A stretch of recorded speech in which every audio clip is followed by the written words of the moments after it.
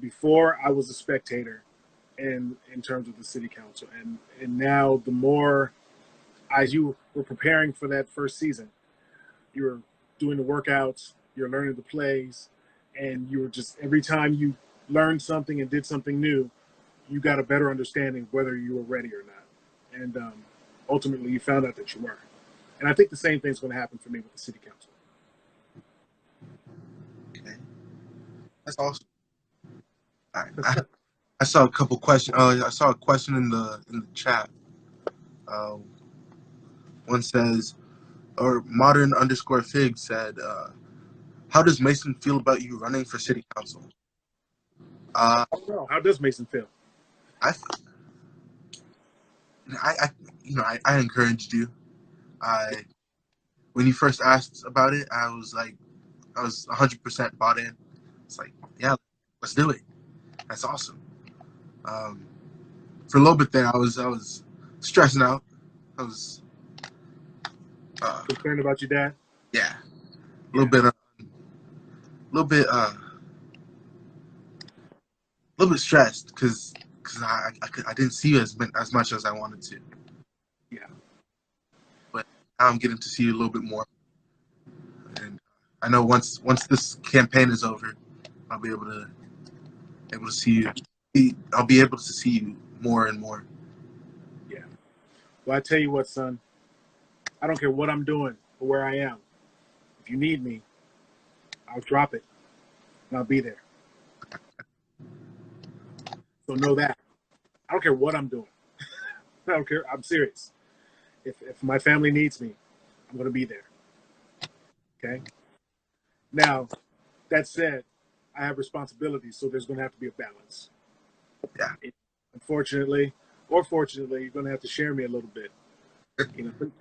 And I stand by my previous statement. When the chips are down and you need your dad's going to be there.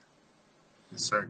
But beyond that, we may not watch as many football games together as we'd like, or basketball games together as we'd like, but we will just make sure that the time we spend together is as rich and as it possibly can be.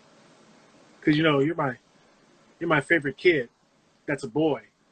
That's 17 years old, and is my kid, my child.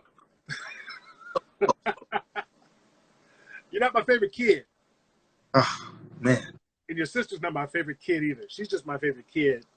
That's a girl. That's 14 years old. It happens to be my daughter. I saw one more. I saw another question. All right, what's up? What do you want to accomplish within your first 100 days in office?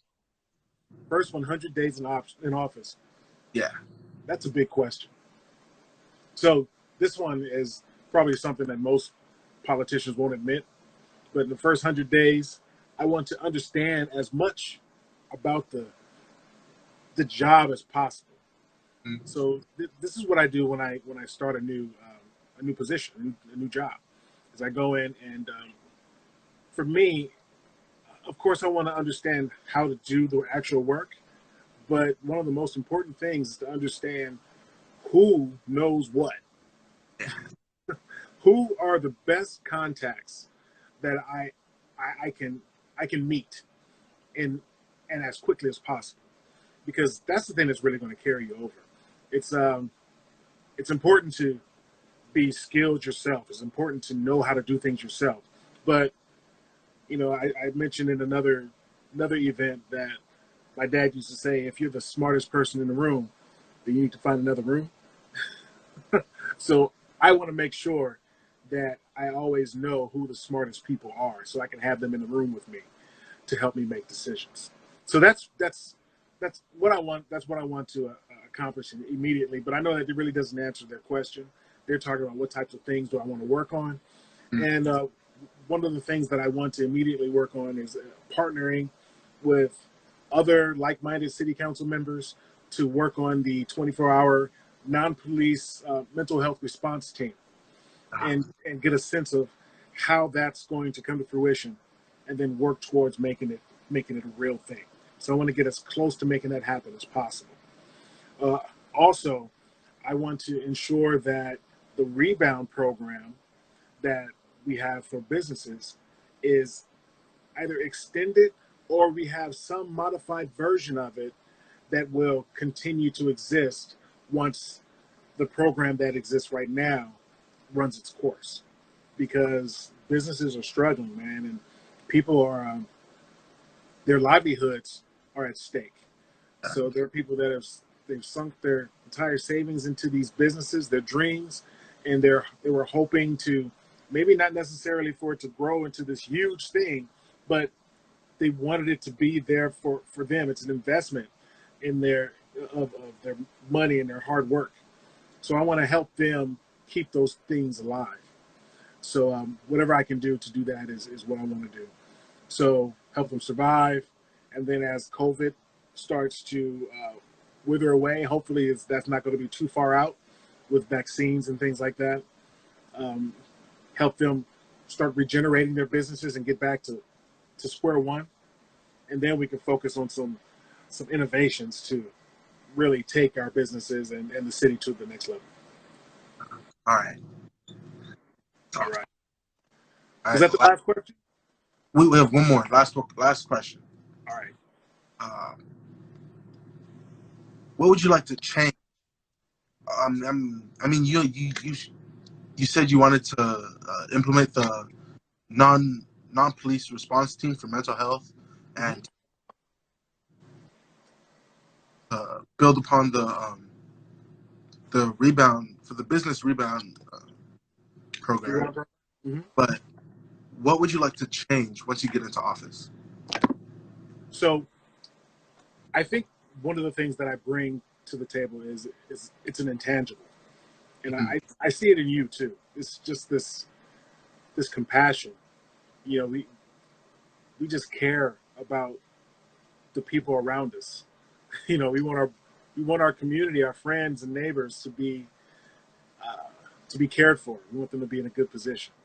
So what I'd like to bring to the table and change is sort of the culture of city council, and I wanted to not be so. I want the city council to show compassion to its constituents in a way that is understandable to the people that they're showing compassion to. So my point about that is people have been complaining for a while about issues. For example, the Miles Hall killing. They were complaining about the protests, the way that Walnut Creek responded to the protest. They were complaining about different aspects of law enforcement. There are just a lot of constant complaints, meeting after meeting after meeting, going on for hour upon hour. And I thought that some of these things could easily not necessarily be resolved, but perhaps be mitigated if they would just show that they care and say as much in a way that resonated with the people. And I know that I have a knack for that. You know, it's not just some trick that I'm doing to make people think I care about them. It's just me actually caring and showing that. You know, and I know that you do the same thing. You have your avenue when you play football. You get to let that inner beast out. But you have to dig deep to find it, and then now that you found it, you know how to let them loose when you're playing. But beyond that, you know, you're just a big huggable bear. You too. Yeah, I'm a little more intimidating than you, though. Yeah. Just all right. Thank you. Oh, thank you, baby. I love you. Love you too. All right. Bye, everybody.